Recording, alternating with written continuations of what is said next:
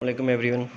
अच्छा कल मैंने एक वीडियो बनाई थी पीसी सर जॉब्स का जो सिलेबस था, जो मई में जॉब्स आई थी और उनके अभी कॉल लेटर भी इशू हो चुके हैं, तो उनके बारे में मैंने वीडियो बनाई थी। और अपनी तरफ से तो मैंने काफ़ी कोशिश की कि आपको सिलेबस वगैरह के बारे में क्लियर हो जाए, लेकिन फिर भी काफ़ी लोगों की कुछ क्यूरीज़ और क्वेश्चंस हैं। तो इस वीडियो में जितने भी लोगों के क्वेश्चंस और क्यूरीज़ हैं वो हम डिस्कस करेंगे। तो सबसे पहले जो क्यूरी आती है कि सिलेबस क्या है हमारे सब्जेक्ट का, क्योंकि डिफरेंट सब्जेक्ट का जो है वो पेपर होगा, तो सिलेबस के बारे में आपको लाजमी बताना है। और काफ़ी लोग ये भी पूछ रहे हैं कि ये स्पेसिफ़िक पेपर होगा या जर्नल पेपर होगा। और ये भी काफ़ी लोगों का क्वेश्चन है कि ऑब्जेक्टिव टाइप पेपर होगा या सब्जेक्टिव होगा, और इसमें नेगेटिव मार्किंग भी होगी या सिंपल पेपर होगा। और लास्ट पे जो मोस्टली लोग पूछ रहे हैं कि इस हम अपने पेपर की तैयारी कहाँ से करें, तो ये कुछ 5-6 पॉइंट्स हैं, तो ये आपके साथ मैं डिस्कस करूँगा कि 1 to 1, तो आप लोगों को क्लियर हो जाएगा कि आपने तैयारी क्या करनी है और आपका सिलेबस वगैरह क्या है। तो सबसे पहले हम सिलेबस को देख लेते हैं कि सिलेबस हमारा क्या है। अच्छा, यहाँ पे आप अगर देखें ऊपर लिंक में, तो ये pcsir.gov.pk, तो ये उन्हीं की वेबसाइट से मैंने लिया है। तो ये क्वालिफ़िकेशन जो है, डाटा है, इक्विवेलेंस या एक्सपीरियंस किसी भी पोस्ट के अकॉर्डिंग है, वो यहाँ पे गिवन हुआ है, ठीक है। तो यहाँ पे ये डिफरेंट पोस्ट गिवन है और उसके अकॉर्डिंग ये डाटा और फील्ड्स वगैरह गिवन है कि किस फील्ड के लोग इस पोस्ट पे अप्लाई कर सकते हैं, ठीक है। तो इसका मैं थोड़ा सा डिस्कस कर लेता हूँ। यहाँ पे देखें, एडमिन ऑफिसर का भी है, लॉ ऑफिसर हो गया, सीनियर अकाउंटेंट हो गया, पब्लिक रिलेशंस हो गया, जूनियर इंजीनियर हो गया, साइंटिफिक ऑफिसर हो गया। अच्छा, यहाँ पे मैं साइंटिफिक ऑफिसर का डिस्कस करके ओवरऑल जनरल आपको सारा समझा देता हूँ, ठीक है। अब साइंटिफिक ऑफिसर में देखें तो वहाँ पे क्वालिफिकेशन उसने पूछी हुई है, एमफिल है, एमएस है या बीएस वगैरह, ठीक है। साथ वो फील्ड्स बता रहे हैं कि किस फील्ड्स के लोग इस पोस्ट पे अप्लाई कर सकते हैं। अगर उन लोगों ने केमिस्ट्री में एमफिल वगैरह डिग्री की हो, एनालिटिकल केमिस्ट्री में की हो, और ऑर्गेनिक या इनऑर्गेनिक में की हो, या सिंपल केमिस्ट्री में की हो, फिज़िक्स में की हो, माइक्रोबायोलॉजी में की हो, ठीक है, अर्थ साइंस में की हो, जियोलॉजी में की हो, फूड टेक्नोलॉजी में की हो, ठीक है। ये काफ़ी जो डिटेल्स गिवन है, तो ये फील्ड्स के लोग जो हैं इसमें अप्लाई कर सकते हैं, ठीक है। तो आप इससे अंदाज़ा लगा लें। आप अगर आपने फ़िज़िक्स में की और आप कहें कि सारे पेपर में फ़िज़िक्स आएगी, तो ये भी पॉसिबल नहीं है। क्यों? क्योंकि केमिस्ट्री वाले फिर कहाँ जाएंगे? अगर केमिस्ट्री वाले कहते हैं कि केमिस्ट्री का पेपर आएगा और बाकी का नहीं आएगा, तो ये भी नहीं हो सकता। क्यों?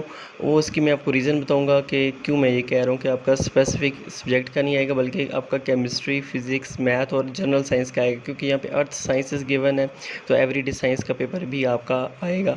और मैंने लास्ट वीडियो में सारों के वो पोर्शन डिस्कस किए हुए हैं आपके साथ, ठीक है। अगर आपने वो नहीं देखी तो वो जाके देख लें, तब आपको आइडिया हो जाएगा कि किस वो सब्जेक्ट का कितने परसेंटेज आएगा साइंटिफिक ऑफिसर का, ठीक है। तो ये साइंटिफिक ऑफिसर का गिवन है, ठीक है। मैं आपको एक लेटर भी शो करा देता हूँ। ये देखें, ये साइंटिफिक ऑफिसर का एक गिवन है।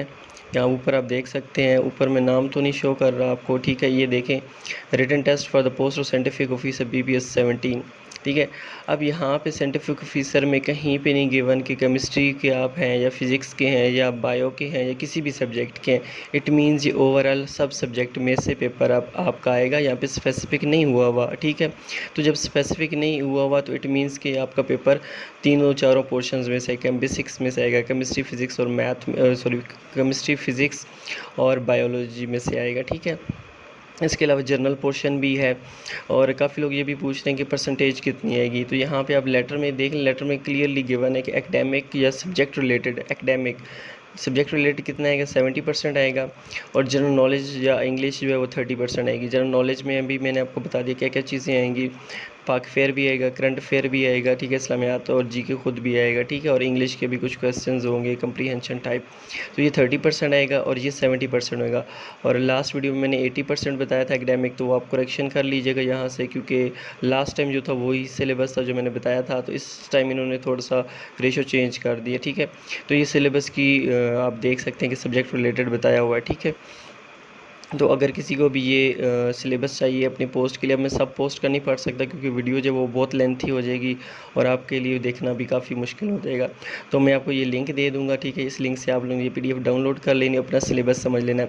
आपने ये फील्ड्स पढ़नी है, जो भी आपका सब्जेक्ट है उसके अकॉर्डिंग आपने फील्ड्स पढ़नी है, और जितनी भी फील्ड्स होंगी उन सबको मिला के पेपर आएगा, ठीक है। किसी एक की फील्ड में से नहीं आएगा, क्योंकि इस तरह एक की फील्ड में से आएगा पेपर तो फिर उस बंदे के लिए मुश्किल हो जाएगा कि ये पेपर सॉल्व कैसे करें, ठीक है।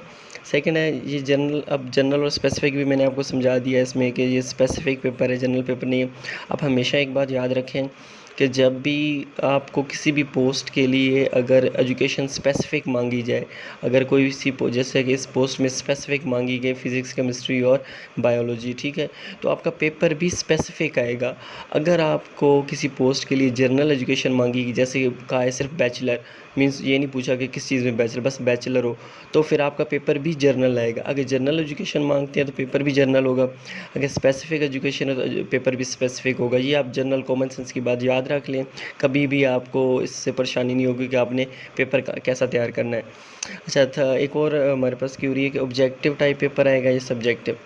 भाई यहाँ पे आपके पास ऑब्जेक्टिव टाइप पेपर आएगा, सब्जेक्टिव पेपर नहीं होगा। 100 मार्क्स का पेपर होगा, ठीक है, 90 मिनट्स गिवन होंगे आपके लिए, ठीक है, और ये प्योर ऑब्जेक्टिव टाइप पेपर होगा।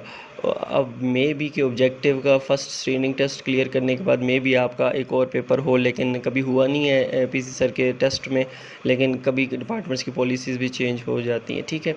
तो फ़िलहाल ये ऑब्जेक्टिव टाइप पेपर ही होगा।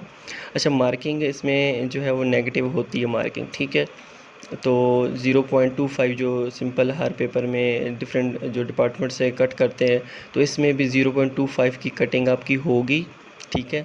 नेगेटिव मार्किंग होगी तो क्योंकि नेगेटिव मार्किंग इसलिए होगी क्योंकि ये स्पेसिफिक टू सब्जेक्ट है और ये BPS 17 की जॉब है, तो इसमें नेगेटिव मार्किंग मस्ट है और ये डिपार्टमेंट्स लाजमी करते हैं। अच्छा, तैयारी की अब बात करते हैं कि तैयारी कहाँ से आप लोगों ने करनी है। अच्छा, अब आप ये चीज़ देखें ना कि अब जिस तरह यहाँ पे केमिस्ट्री, ऑर्गेनिक केमिस्ट्री, इनऑर्गेनिक ये गिवन है। अब स्पेसिफ़िक आप खुद अंदाज़ा लगाएं कि अगर किसी बंदे ने ये स्पेसिफ़िक केमिस्ट्री पढ़ी है या स्पेसिफ़िक फ़िज़िक्स पढ़ी है, तो फ़िज़िक्स वाला केमिस्ट्री नहीं सॉल्व कर सकता और केमिस्ट्री वाला फ़िज़िक्स नहीं सॉल्व कर सकता, ठीक है। इस तरह फ़िज़िक्स और केमिस्ट्री वाले बायो नहीं आती इनको, ठीक है। तो आप यहाँ पे देखें कि पेपर हमेशा यूनिफ़ॉर्म बनाया जाता है जो सब लोग सॉल्व कर सकें। तो उसके लिए आप थोड़ा सा आइडिया ये लगाएं कि FSC में सब ने जो है फ़िज़िक्स, केमिस्ट्री, बायो पढ़ी हुई है, ठीक है। किसी ने बायो नहीं पढ़ी तो वो उसकी जगह मैथ पढ़ी हुई है, ठीक है, लेकिन मैथ आप जो बायो आपने 10th में तो पढ़ी होगी। तो FSC में सब ने फ़िज़िक्स और केमिस्ट्री पढ़ी हुई है, ठीक है। तो अब सब ने पढ़ी हुई है तो लाज़िमत पेपर उसी टाइप का बनेगा जो सब ने पढ़ा हुआ है। अब ये तो नहीं हो सकता कि पेपर में केमिस्ट्री ऐसी दे दें जो सिर्फ केमिस्ट्री वालों को आती हो, या फ़िज़िक्स ऐसी दे जो फ़िज़िक्स वालों को आती हो, तो ये बेढंगा सा पेपर वो बिल्कुल भी नहीं बनाएंगे, ठीक है। तो यूनिफ़ॉर्म पेपर बनता है जो सारे सॉल्व कर सकें।